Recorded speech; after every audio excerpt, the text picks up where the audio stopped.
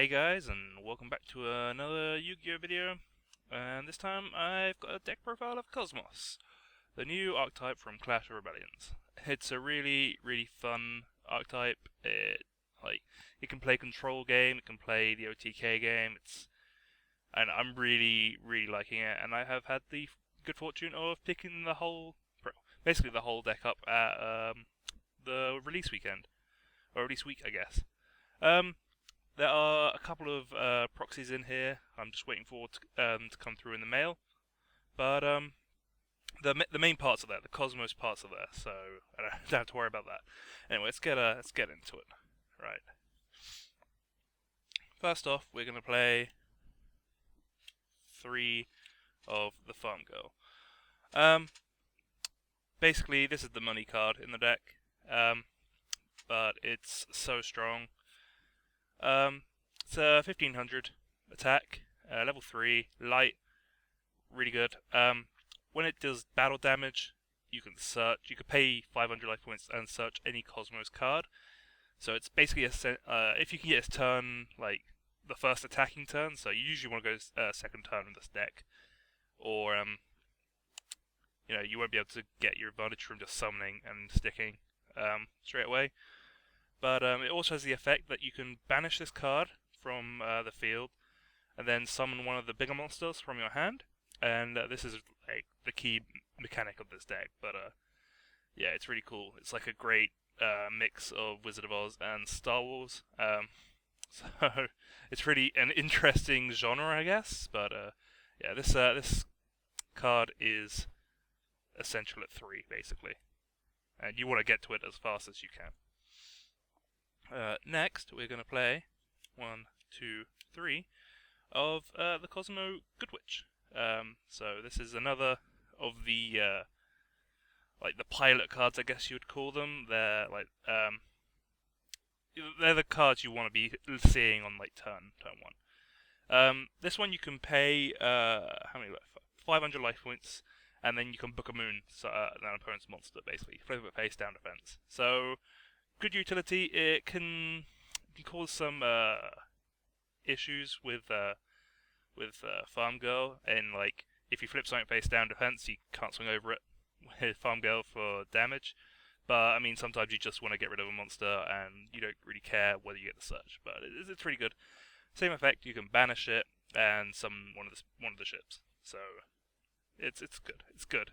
You'd play at 3 because there's no other monsters really to play yet, but when the archetype gets bigger, I can imagine it's probably going down to 2 or maybe 1. But it's all searchable anyway, so you can find it with ease. And it's a level 4, so I mean that's good for XE players and light as well, obviously. Next, we play 1, 2, 3 of the Slip Rider. Now these are the spaceships of the deck, I guess. They're what you want to be getting into with your pilot cards. So these are the ones you banish from the field to summon. And Slip Rider is like extraordinarily good. I'm just surprised this was a rare. I would have thought this would have been like the super. But hey. Basically when it's normal or special summoned, you can target one spell on the field, or spell or trap I guess, and destroy it. So it's MST when it's summoned. Really good. Like, no matter how it's summoned, you don't even have to get it off, special summon it from the effect of the monsters. You can call the Haunted it, or, Soul Charge, any special summon like that. It's so good. And then when the spaceships die, you banish them from the graveyard. So they do have to hit the graveyard first, then you banish them. So I've seen people playing Macro Cosmos and D-Fisher in this deck. Bad idea. It ruins the synergy, and then you can't actually float like this deck floats so well.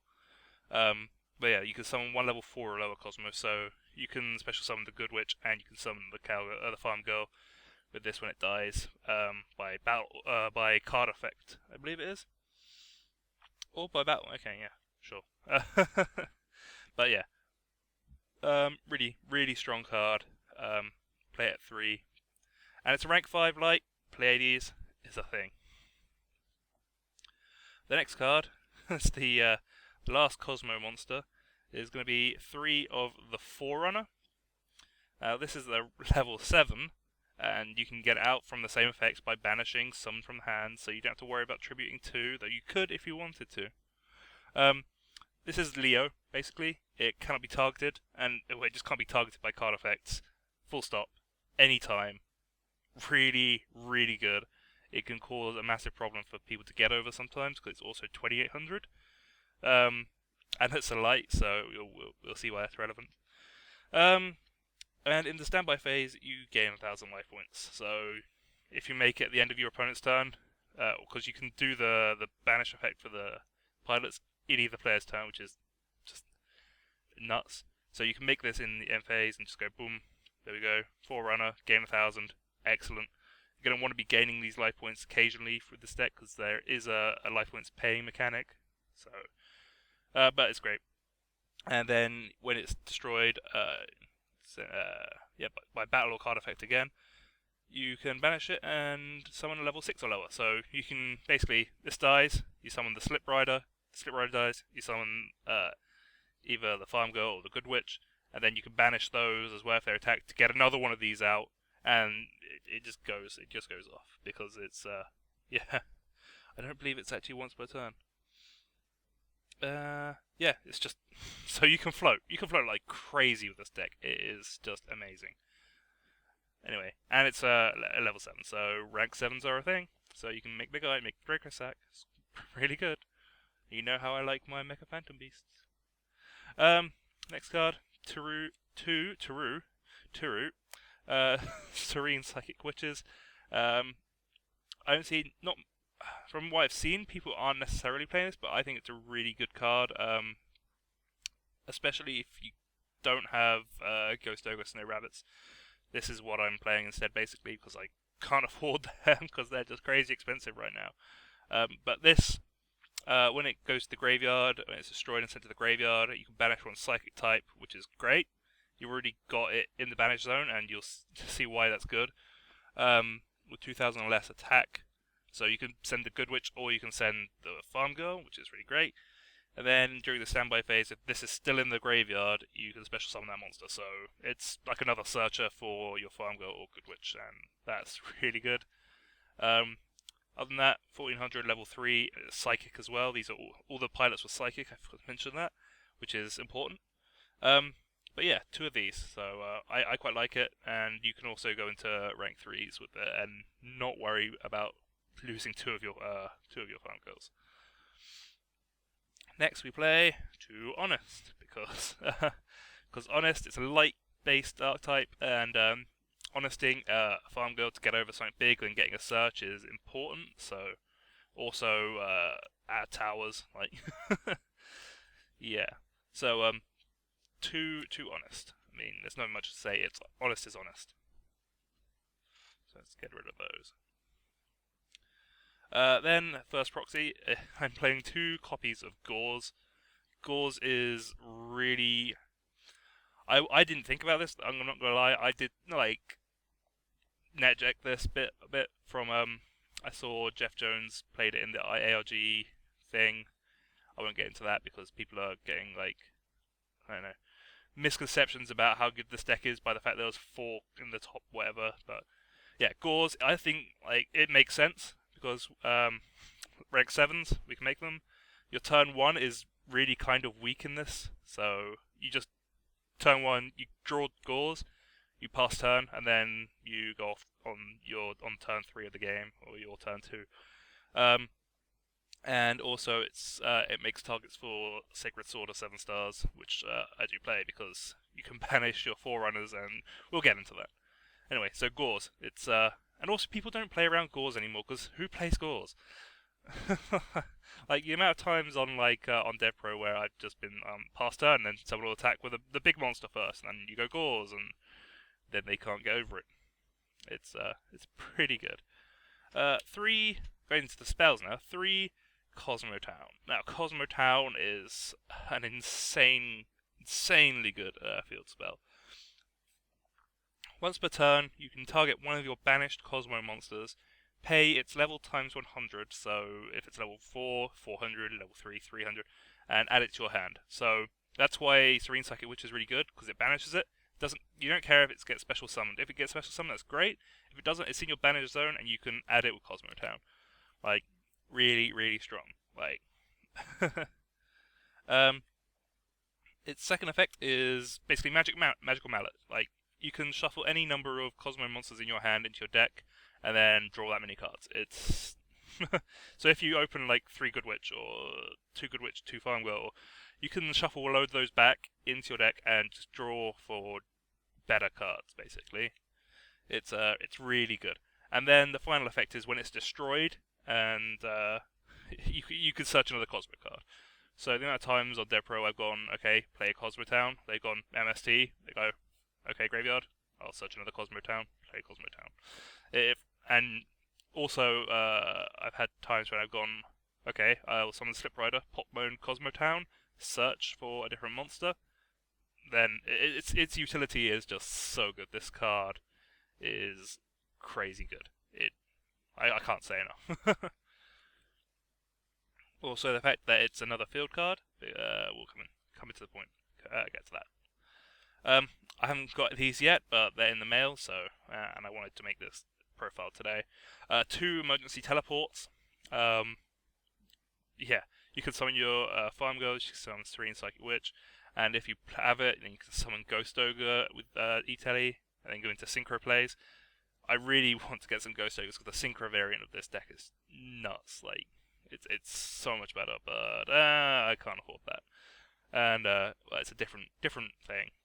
But two E-Tele, it gets you to your Farm Girls basically, and that is important. And also, you don't have to worry about it getting banished in the end because you can either tag it out for a ship, and that's fine, or you can send it. It gets banished. You can add it back with Cosmo Town. Next, 2 MST. I really hate playing decks where I don't at least main 2 MST. Main reason being because if I don't have MST and they put a floodgate out, and then I'm like, well, I can't get rid of that. What? I can't special summon my Slip Rider. I might not be able to get board presence in order to normal summon the Slip Rider. MST. It's also summoning Farm Girl into like a back row. They might have a bottomless. Then you're like, well, I can't do anything, I guess. Or although I'm not sure whether you can chain Farm Girl's effect. You might be able to. I haven't come across that yet, but I don't like the idea of it. Or blind MSTing a warning is really strong. 2 MST. I mean, you might want to side them out depending on your matchup, but I don't play decks where I don't main them. Basically, it's personal preference. 2 Sacred Sword of 7 stars. Again, it's in the mail, so but people should know what this does. You banish level 7, draw 2 cards. Really good with Gauze, because you summon the Gauze, you can banish the token and draw 2 cards. It's a Pot of Greed. Or you can banish a Forerunner from your hand, draw 2 cards, add it back with Cosmo Town. Pot of Greed. It's like Pot of Greed in this deck. It's so good. 2 swords, 2 Sacred Swords. It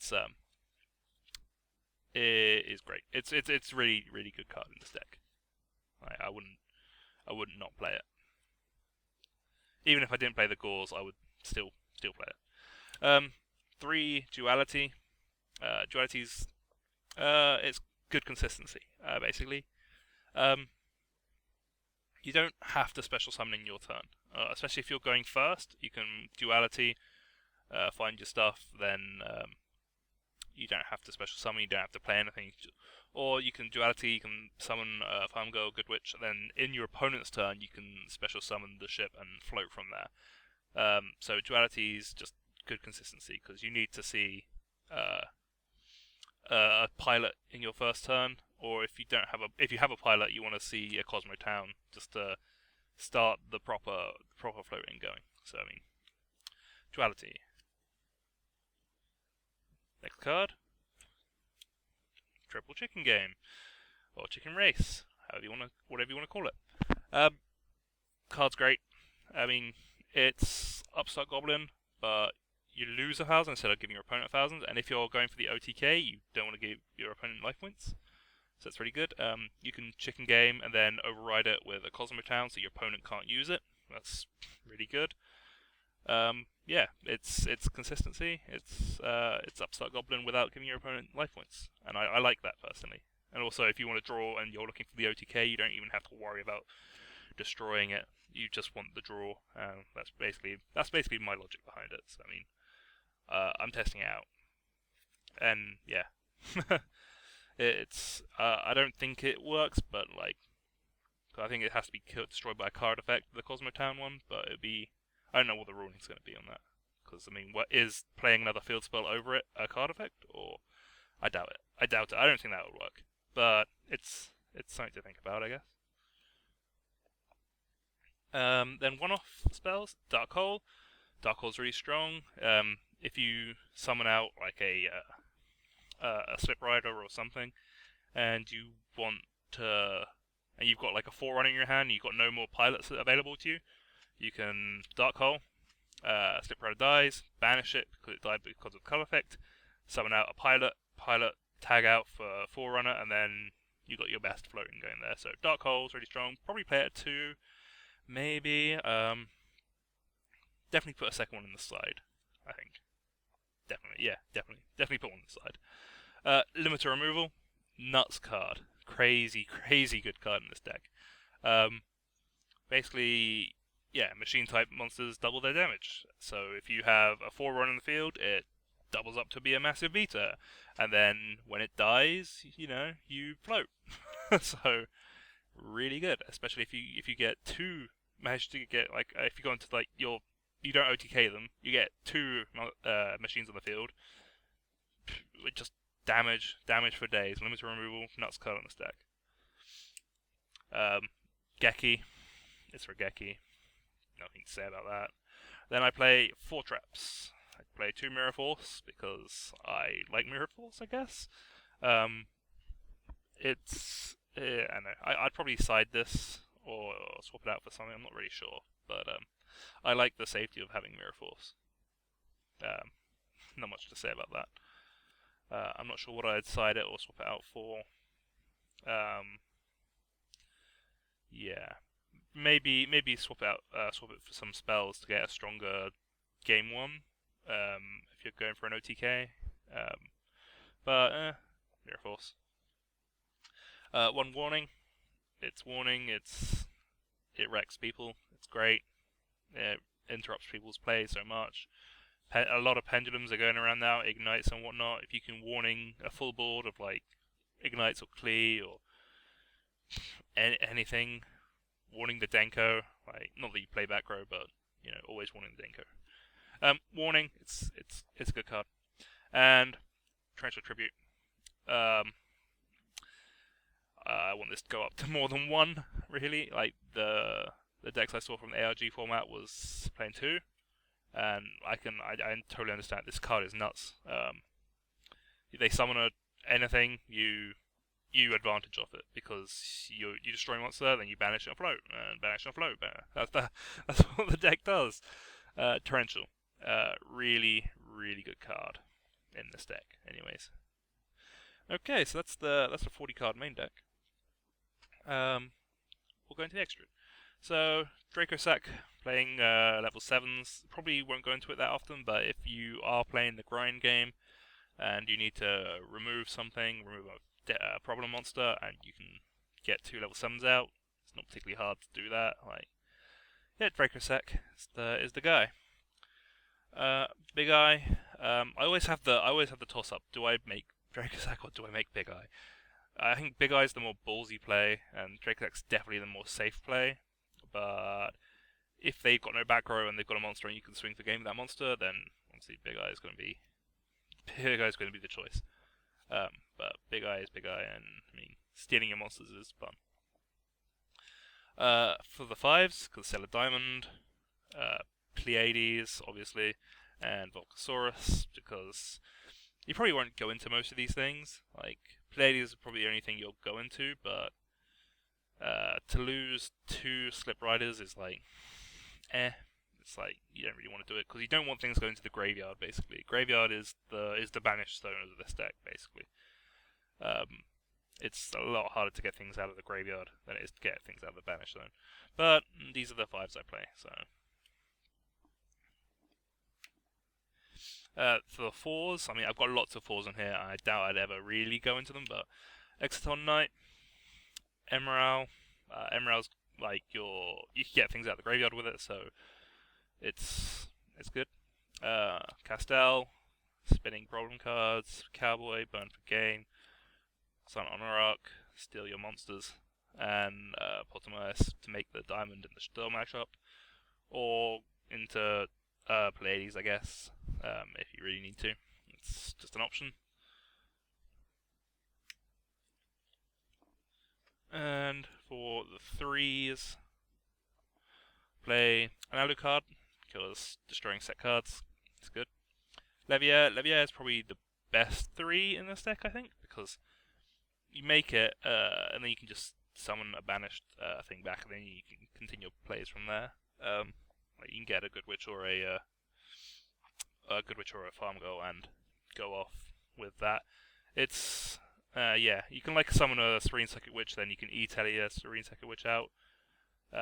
If you've already used all your Farm Girls, then you can get a Farm Girl back. And this is assuming you don't have a Cosmo Town on board. But yeah, that's Levier. And then a Fortune Tune, basically stall out in time.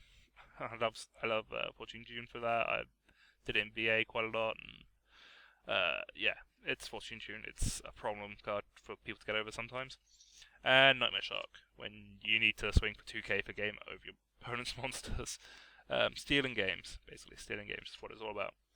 And that is the entire deck profile. So, yeah. I know there was a couple of proxies, but it's a really strong deck. Like, I really enjoy it so far, and we'll see how it does actually in the flesh rather than online. But yeah, Cosmos. It's a great new archetype, and maybe some point I'll get some Ghost Ogres, Snow Rabbits, and I'll be able to bring you the Synchro deck.